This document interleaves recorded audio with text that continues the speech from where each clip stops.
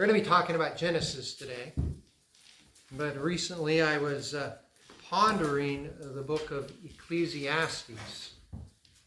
Ecclesiastes looks at life in this world and concludes that if you leave God out of your life, if you look at the world without God in it, everything's futile.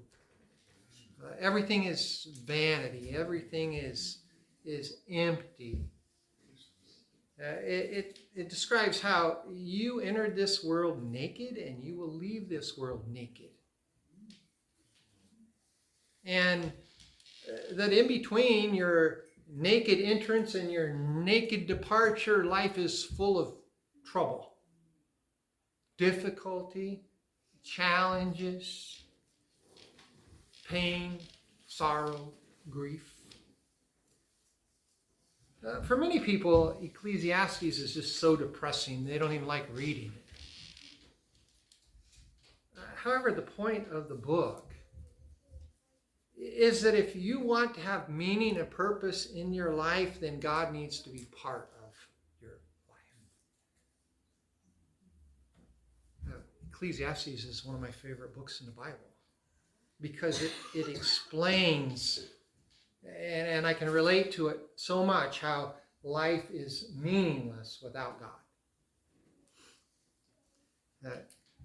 The book concludes in this way. It says, fear God and keep his commandments, because this applies to every man, for God will bring every act to judgment, everything which is hidden, whether good or evil. And God will make all things right in the end. But if there's no God, if God doesn't make everything right in the end, then everything is just left in disarray and chaos, and injustice prevails. And when life is hard, when we face challenges, when there's little hope of things getting better, if we don't remember God, then we just fall into despair and depression and all sorts of devastating things in our life. And so today we're going to focus on God and how God is described in the book of Genesis. But to do so effectively, we actually need to begin in the book of Exodus.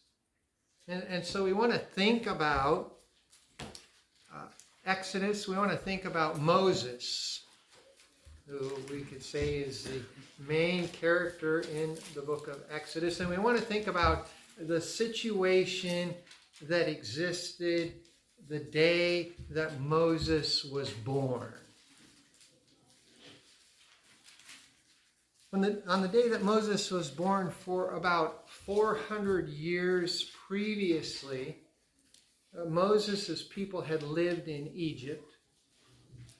The majority of that time, they had been enslaved and subjected to forced hard labor. That was Moses' heritage. On the day he was born, that was his heritage. For generations, his people, the descendants of Abram, who were there in Egypt, all they had known was slavery, forced hard labor. At the time of his birth, the law of the land required that Moses, along with all the other male children, be killed by being thrown into the Nile River. We don't like to think about it. Moses was spared, but Moses was probably unique in more ways than we normally think about. He lived. Most of his contemporaries, his peers, did not live. Had he not been adopted by Pharaoh's daughter and somehow had have lived, he would have been a slave. He would have been a slave who was a son of a slave, who was a grandson of a slave, perhaps a great-grandson of a slave, with no hope of anything being different or better other than a life of servitude, forced servitude. And all that goes with that. We're not given the details. in the book of Exodus or anywhere else, but typically slaves have no rights. They own nothing. They own no land. They have a meager existence, often abused in every way, treated like cattle to be milked and yoked and disposed of at the whims of others. You know, I don't know about Moses' parents or the other people who lived at that time, but if I had lived around the time of Moses, I would have many questions. I would ask, why? Why are my people slaves? Why did I have to be born here? Why couldn't I have been born an Egyptian rather than a Hebrew? Why would God, if there really is a God, why would God allow such things like this to happen? Why doesn't God do something to accomplish justice? Isn't God able to do something? And if he is able, why doesn't he do it? Doesn't he care? These questions, and many like them, although our lives are perhaps not as traumatic and dramatic as Moses's and the people of his day are, these same types of questions arise in our lives simply because, well, as Solomon surmises, life is filled with injustice and pain and sorrow and grief. Enter the book of Genesis. Genesis was written by Moses. It provides answers specifically directed to the people of Israel. None of the Bible just appeared in a vacuum. All of the Bible, everything that was written had a context, a historical context, a setting. It was written for a purpose and reason. And the book of Genesis, we look at it as, well, there was a creation and the flood and all of these historical events. And there was, but the writing of the book of Genesis did not occur, although there may have been oral traditions and things passed down. The actual writing of the book of Genesis did not occur until the time of Moses. And Moses wrote the book of Genesis, and he perhaps handed the book of Genesis to the people of Israel around the time of the Exodus. And the book of Genesis provides answers to many questions that those people surely had and questions that we often have. As they left Egypt, the Israelites were being asked to enter into a covenant with God. He brought them to a mountain. He says, okay, here's the deal, folks. Paraphrase. Here's the deal, folks. If you will obey me, I will be your God and you will be my people. Now, the Israelites perhaps were familiar with God, familiar with Yahweh, his personal name, but they were also familiar with the gods of their ancestors. Abraham's father was an idol worshiper. During Abraham's life and his descendants, there were idols involved at various times. The people of Egypt worshipped all of these idols. The culture and society was very idolatrous. They had lived in Egypt for all of these generations, all of this time, and now they're delivered from Egypt and they're brought to a mountain, and some God is saying, I will be your God and you will be my people. And just like Moses said at the burning bush, well, who should I say you are? You know, it'd be like getting a letter in the mail and somebody proposing marriage to you. Who are you? Right? And that's kind of the situation it was for for the nation Israel. And the book of Genesis, in a sense, is God's resume. It's his biographical description of this is who I am. I will be your God. This is who I am. This is what you should expect of me. This is what you should know about me if you're going to enter into this relationship with me.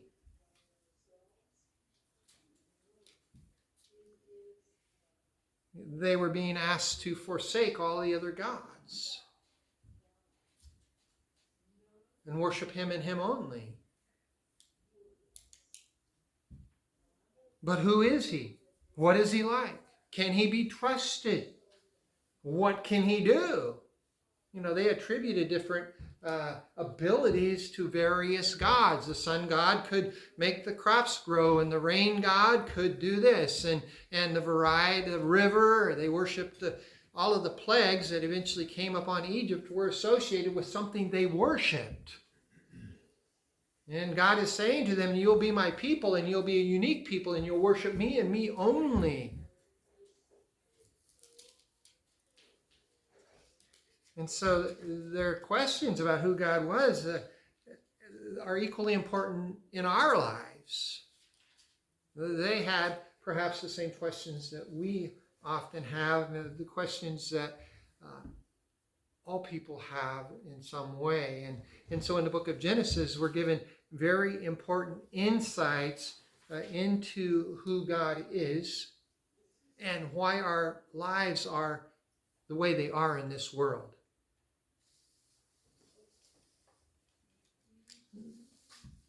An accurate understanding of God comes from the revelation of his word.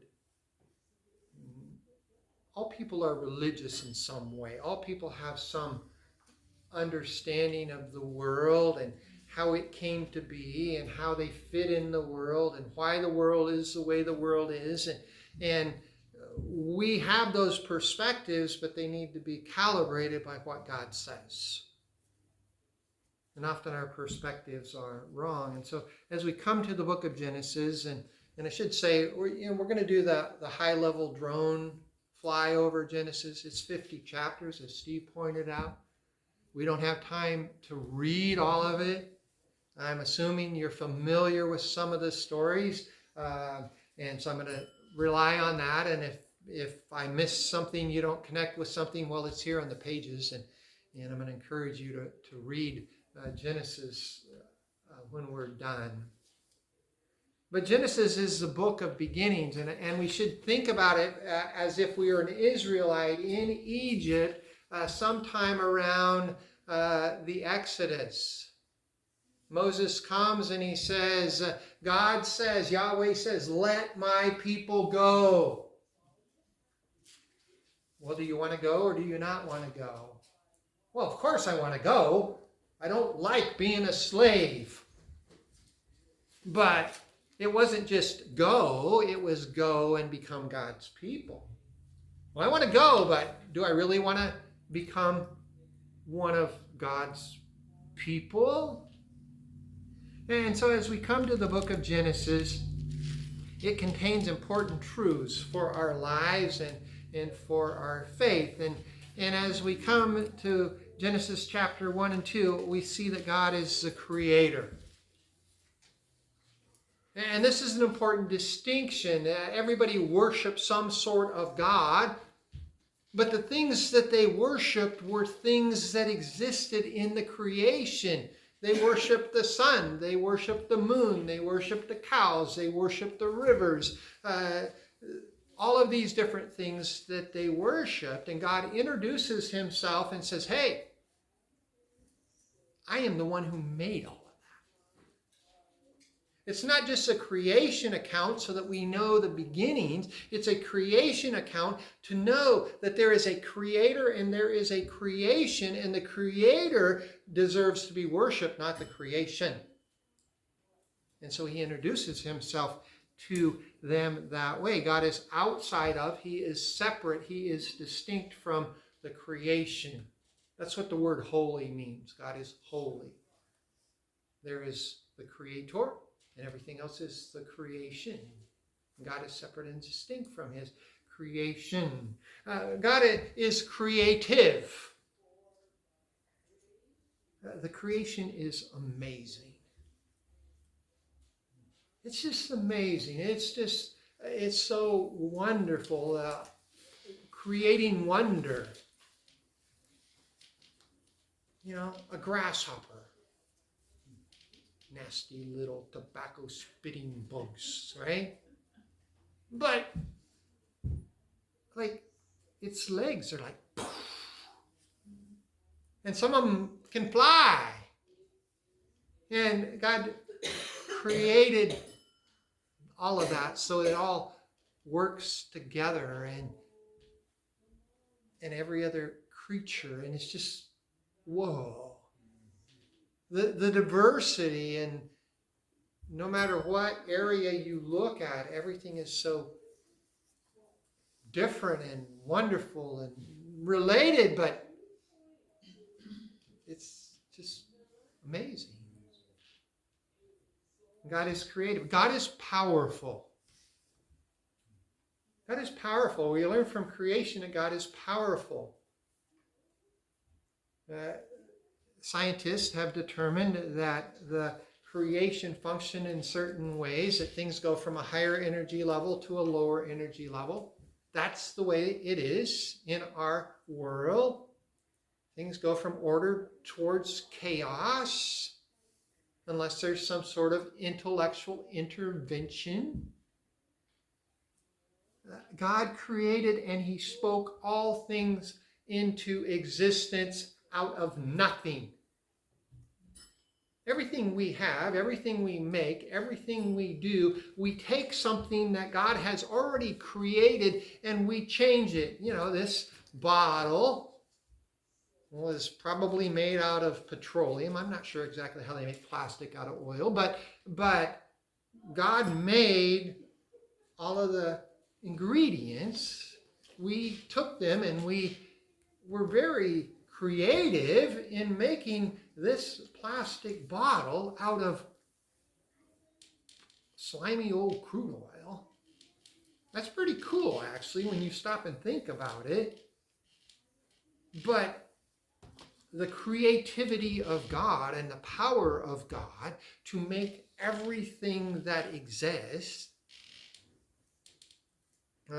Some of us may understand about the conservation of mass and energy. Mass cannot be created or destroyed, and energy cannot be created or destroyed. It only changes form, and matter and energy can be exchanged. And so everything that exists in the world exists, and all of the energy that's in the world now has been in the world, and it's just changed form. But before God created the world, there was no matter and there was no energy. It's kind of hard for us to grasp. And God said, "Let there be light." He said it, and it was there. He said, "Let the oceans teem with fish." And they were there.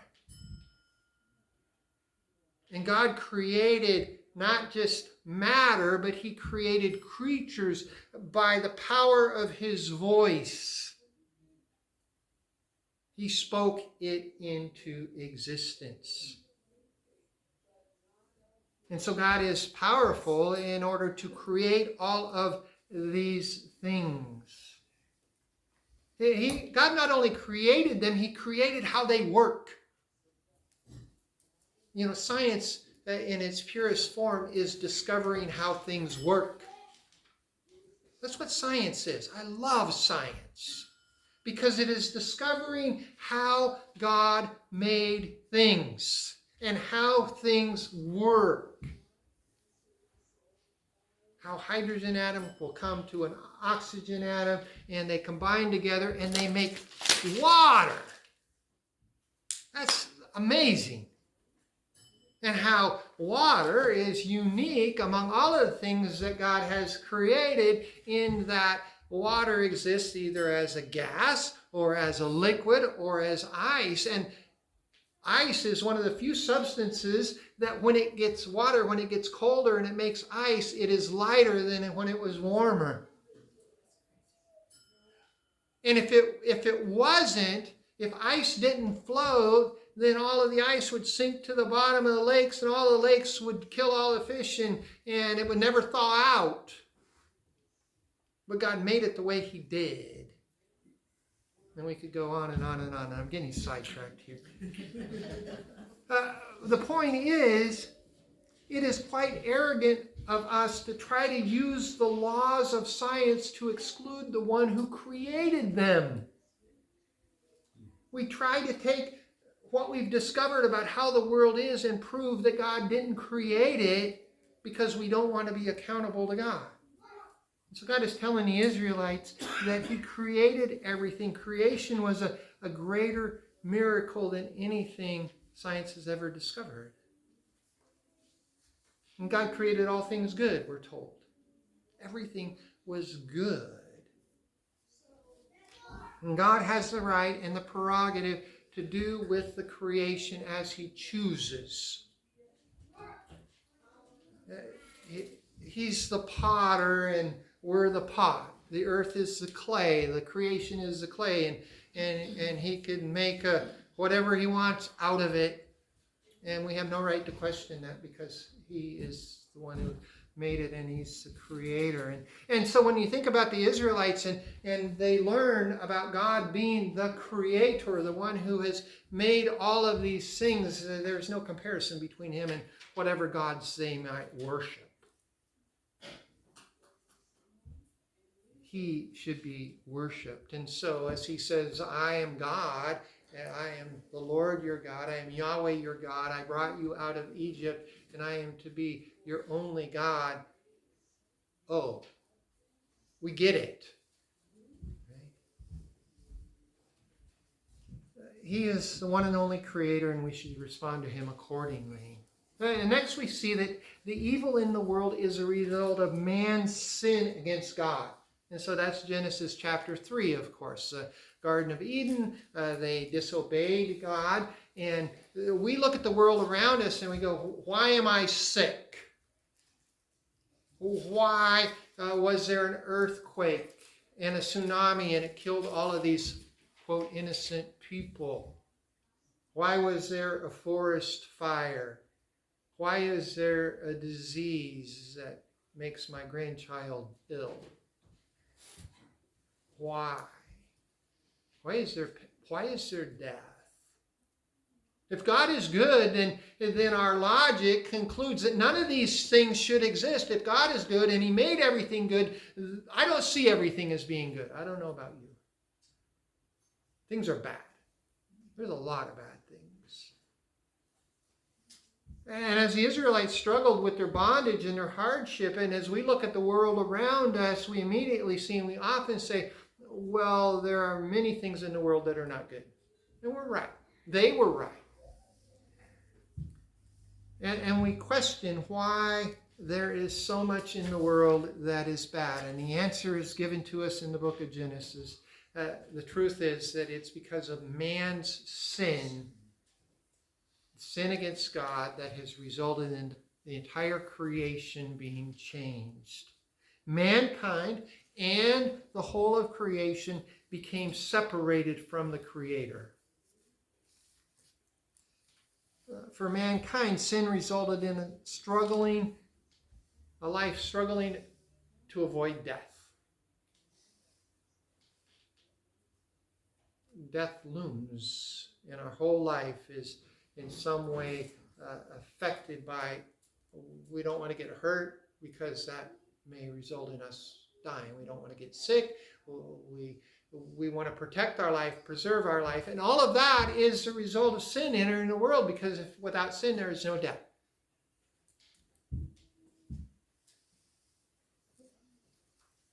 Much of the evil in the world is a result of people causing harm to other people. This is one small thing that rabid environmentalists get right. People are the problem, right? The people are the problem, but not in some of the ways they suggest. I'm I'm not saying that. But think about this. If people were gone, many of the bad things, I could say most of the bad things in the world would be gone. Right? No people, no murder, no sexual assaults, no child abuse, no theft, no on and on and on, right? And so much of the bad things in the world can be directly attributed to people, individual people or groups of people who don't do what is good and right. And the reason the world is that way is because people are separated from God. And they're separated from God because of their sin. Now, sin also results in a material change in the world. Sin didn't just affect people, it affected every part of creation. It affected the ground, it affected the weather, it affected every part of creation. And so God created everything good. He put them in the garden, and then they were booted out of the garden. He says, because you've sinned against me, the food isn't just going to grow. You're going to have to work hard. And when you work hard, the deer are going to come and eat your lettuce. Right? And you're going to be out there, and thorns and thistles are going to be growing for you instead of your tomatoes, briars, and you're going to sweat. You're going to have to work hard. And then you're going to die and turn back into dust. And it's going to be hard. You're going to work by the sweat of your brow until you die. And so the world, famines and earthquakes and tornadoes and wildfires and all of the things that are in the world are related to sin. And while the Bible makes it clear man is responsible for sinning and all the consequences it's brought, we still wrestle with trying to deflect blame back on God. What did Adam say when God said, what's going on here? Why are you hiding? Well, I was naked. God says, did you eat from the tree? And what did Adam say? That woman you gave me. That's what he said. Not me. Right? That woman you gave me. And likewise, we ask the question, well, why did God put the tree in the garden in the first place? It's not my fault. It's God's fault. If he hadn't put the tree there, they wouldn't have eaten. And if they hadn't eaten, then there wouldn't have been sin. And if there wasn't sin, then there wouldn't be death, and we wouldn't have all the mess. So it's God's fault that there's this mess, right? Why did God allow the serpent to tempt Eve? Why did God make us so that we could choose to obey or disobey? If he had just made us where we couldn't disobey, there wouldn't be this problem. See, it's God's fault, right? Well, that's what we do. We find a reason to deflect the blame back on God. Now, these questions could be legitimate questions, but usually they're questions that are asked to defame God rather than recognize that God made everything good, and we are the ones responsible for how the world is. And of course, we could talk about our own individual sin and the consequences of that sin in our life that we've had to deal with. So instead of just accepting what God says about why there's evil in the world, we somehow try to excuse ourselves and blaming God. And for the Israelites, the injustice, the abuse, the hardship they faced, God's saying these things are this way because of sin in the world. Evil in the world. And this is what Genesis taught them, and this is what Genesis teaches us. Another truth that we learn from Genesis is God is absolutely faithful and can be trusted to do exactly what he says without exception. And this perhaps is the greatest message that's found in the book of Genesis. God's word is God's promise. Ben and Bethany have been traveling around to different places, and they were at one place, and somebody said to Callan, their 8-year-old boy, said to him, you can do this if you promise this. And he goes, my mom and dad don't let me promise. And we taught our kids, and apparently they're teaching their grandkids, that what you say is what you say, and you don't make promises, you just do what you say. And because that's what God's word tells us, because that's how God is. What God says is like a promise. It's King's X. It's a blood oath. It's notarized. It's recorded. It's swearing on a stack of Bibles. Oh, wait. Right? What God says is what God says, and exactly what happens and what he does. And we find this throughout the book of Genesis. God told Adam, if you eat from the tree, you will die. And Adam died. Not only did Adam die, but he brought death on the whole world. And so as we go through the book of Genesis, who died in chapter 4? Adam's son. He will die.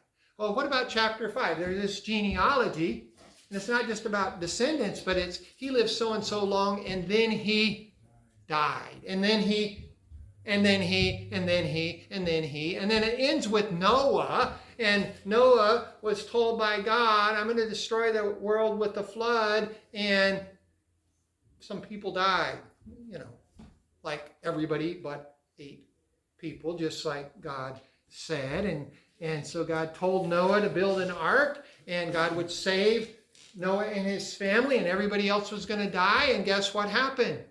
What God said is exactly what happened. And then come to Genesis chapter 12, and God made promises. I count 7 of them.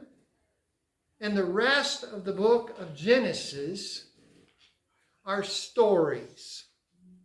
And those stories tell us that God was faithful to fulfilling his promises.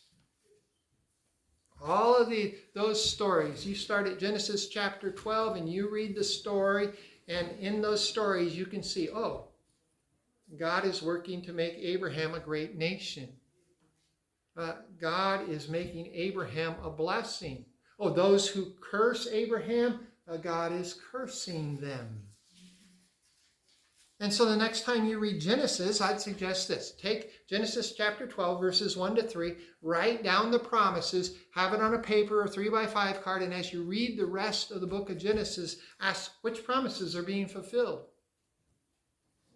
And you will be able to, with a little bit of effort, identify, this story is being told because it's showing how God was faithful, to fulfill his promises. These aren't just random stories. These are stories that are saying God made this promise to Abraham, and blah, blah, blah. There it is.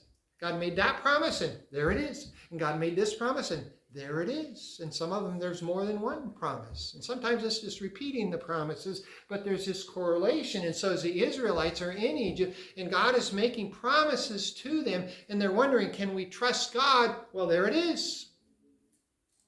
God did all of these things. He said this, and he kept his word, and he's able to keep his word even in miraculous ways. And so Genesis serves the function of pointing out to them that God is faithful, and it does the same thing for us. Another truth about God we find in Genesis is that God can be trusted to punish sin.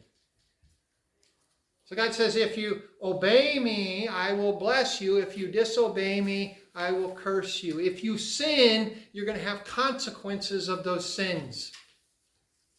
And you can trust me that I will be faithful to do this. One of the greatest challenges of being a parent is being consistent in disciplining your children. You get tired, you get weary, you get wore out, you get distracted. But God is faithful in the good things and also in disciplining. So God gives us numerous examples. Adam and Eve sinned, God punished their sin. Cain killed his brother, God punished Cain. Genesis chapter 6 to 9, people became sinful, God destroyed the whole world in a flood. Genesis 10 and 11, the people were building this tower. God had said, be fruitful and multiply, fill the earth, and they were all congregating in one place and working together to build this tower. We don't know exactly what the problem was, but maybe it was a center for idolatry. Whatever the case was, it was sin, and God confused their languages. God punished sin. God is righteous, and God will punish sin. In Genesis 18 and 19, God sent fire and brimstone upon Sodom and Gomorrah because of their sin. And so throughout all of Genesis, we learn God is aware. Nothing escapes his notice. Sin violates God's righteousness, and God punishes sin. This truth was important for Israel to know. If they were going to enter into a relationship with God, they needed to know this. This was a warning to them. It's important for us to know as well. Another truth explained in Genesis has to do with how we came to be different people and nations, and arising from one man and one woman. And we learn the truth that the distinctions and divisions among people are also the result of sin. Genesis chapter 10 and 11. By the way, the Bible is not completely chronological, and chapter 10 actually happens after Genesis chapter 11, as far as events that are described there. But our world is populated with different nations in different locations, people who look differently and speak different languages. And Genesis answers how this came to be. Because of their sin, people were separated, and the nations were formed. And so while they were in Egypt, the descendants of Abraham, they became a great nation. They grew into a mighty people, a nation, and they were enslaved by the nation Israel. And God was going to give them the land of Canaan that was possessed by other nations. And to get there, they had to travel through different territories that were occupied and controlled by different nations. And so the nations that were in the land of Canaan, they had possessed it for a long time. And God says, it's my land. I'm going to give it to who I want. And those people who live there, they've become very sinful. And I made a promise to Abraham. And so they're getting booted. And God can do that. And so in Genesis chapter 10 and 11, we find that because of sin, God confused the languages, and because they couldn't communicate, people with the same language congregated together, and then because they couldn't talk to the other people, then they separated. And they separated according to their geography. God gave them different lands. And likely these language groups then began to discriminate among themselves. You know, people do that, right? If your eyes look different than somebody else's eyes, and maybe they don't like that, and so they discriminate. And then environmental factors, and you know, if you're in sub-Saharan Africa and you're looking for a wife, and there's this blonde girl who's always sunburned and sick, well, blonde girls aren't good here. I don't want a blonde one, right? And so the differences probably came about as a result of variations in characteristics and discrimination against people. And so now we have people that live in various parts of the world that all have shared characteristics that originally began because of the differences in languages.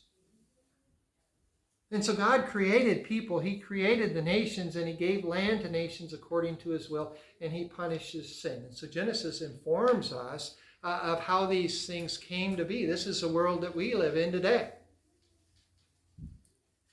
And then also in Genesis, we find that God extends salvation by his grace. The Israelites had been slaves in Egypt for a long time, and yet God had promised to save them. It's recorded in the book of Genesis. In the book of Genesis, God told Abram, your descendants are going to go into a strange land. They are going to become enslaved. And after 400 years, I will punish that nation, and I will bring them out, and I will give them this land you're on right now. God had told them in advance that he was going to do this, that he was going to save them. And in Genesis, we find both hints at salvation and examples of God's ability to save.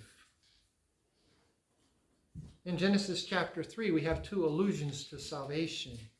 When God was pronouncing the curse upon the serpent, he says, you and the woman's seed, your seed and the woman's seed are going to have enmity, and the woman's seed is going to bruise your seed upon the head. It's an allusion to salvation. And they were naked before sin. And it tells us, and it says, God clothed them with animal skins. And so animals died to provide clothing. And it's a reference to the substitution and how God would deal with sin in the future. In Genesis chapter 5, in the middle of that genealogy, and so lived so long, and then they died, and then they died, and then they died. There's this guy named Enoch. It says Enoch walked with God, and he was no more, for God took him. He escaped death. There's Noah and his family. God sent judgment upon the world, and the flood is a picture of salvation as much as it is a picture of judgment. Noah and his family were saved. And it makes reference to this in Peter's writings in the New Testament. In Genesis chapter 15, when Abram was old, he didn't have any kids. His wife hadn't had any kids. And God says, you're going to have so many descendants, you're not going to be able to count them. And it says, he went out and looked at the stars, and he believed God, and God reckoned it to him as righteousness. He was saved by faith, by God's grace, because he believed God. It was righteousness, and that's how we're saved, in exactly the same way. The last chapters of Genesis, we find Joseph. Joseph, who had faith in God, who was used by God to bless the nation Egypt for a time during the famine. Joseph was a savior of his family by providing for their needs during that famine, bringing them to Egypt. Joseph's brothers sold him into slavery. That was bad. Joseph's master's wife falsely accused him, got him tossed into jail. That was bad. The cupbearer forgot Joseph, leaving him in jail after he interpreted his dream. That was bad. However, it was in and through all these bad things that God brought about a great deliverance. God brought good out of the bad. It was these things that set the stage for the first the enslavement of Israel, a bad thing, and then the eventual deliverance, a good thing. And so it would serve us well to read the book of Genesis and to read it often and remember these things of God being the creator, God being powerful and creative, worthy of all worship, that he's a God who judges sin, and all the evil things in the world are not the result of God's good creation, but a result of what mankind has done in the creation. That God is able to work to accomplish salvation, even in the midst of all of the evil and all of the bad. And God is worthy of our worship and praise. So God says to the nation Israel, I will make you a holy nation, a royal priesthood. You will be a unique people. And as they were as a nation, we are as individuals in Christ. And it is these same truths in the book of Genesis that are so significant and important to us. But we should understand that they had a historical setting, and God gave them to Israel in the midst of their affliction in order to encourage them to trust him and walk with him. God can be trusted. And Genesis shows us that. Israel had every reason to trust God to do everything that God had said. And even more so, we have Genesis, but we have the rest of the Bible as well, which just repeats and emphasizes the messages that we have from Genesis. God can be trusted, and he can always be